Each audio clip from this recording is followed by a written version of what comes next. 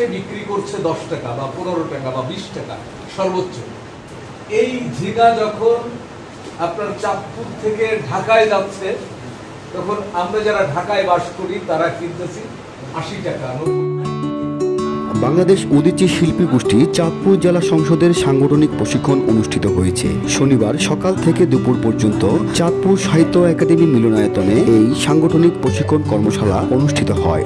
আয়োজনের প্রথম পর্বে অনুষ্ঠিত আলোচনা সভায় সভাপতিত্ব করেন উদীচী চাঁদপুর জেলা শাখার সভাপতি সদ্য সৈনিক মুক্তিযোদ্ধা কৃষ্ণা সাহা। এ সময় বক্তব্য রাখেন সংগঠনের সাবেক সভাপতি অধ্যাপক দুলাল চন্দ্র দাস, সহসভাপতি মুক্তিযোদ্ধা বাসুদেব মজুমদার, সম্পাদক মণ্ডলীর সদস্য জাফর আহমেদ, হাজীগঞ্জ উপজেলা সংসদের সভাপতি যুগল কৃষ্ণ হালদার, সাধারণ সম্পাদক সানাউল্লাহ পাটোয়ারি সহ সাংগঠনিক সভা পরিচালনা করেন সংগঠনের সাধারণ সম্পাদক জহির উদ্দিন পাটোয়ারি।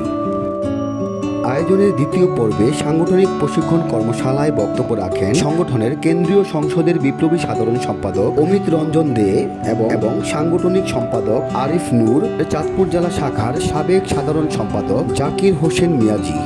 যে রাজনৈতিক সংগঠনের সাথে সাংস্কৃতিক সংগঠনের কোনো বৈধতা নেই। রাজনীতি এবং সংস্কৃতি একজন আর একজনের পরিপূরক। রাজনীতিকে বাদ দিয়ে যেমন সংস্কৃতি তার মূল লক্ষ্যে পৌঁছাতে পারবে না, একইভাবে সংস্কৃতিও পূর্ণতা পাবে না রাজনীতি বিবঞ্চিত হয়ে পরে। সে বিক্রি করছে 10 টাকা বা 15 টাকা বা 20 টাকা সর্বোচ্চ। এই ঝিঙা যখন আপনার চাঁদপুর থেকে ঢাকায় যাচ্ছে, তখন আমরা যারা ঢাকায় বাস করি তারা কিনতেছি 80 টাকা, 90 টাকা বা 100 টাকা দিয়ে। সার, কীটনাশক এগুলো যখন কিনছে, তখন কিন্তু আবার তাকে অনেক বেশি মূল্য দিয়ে কিনতে হচ্ছে।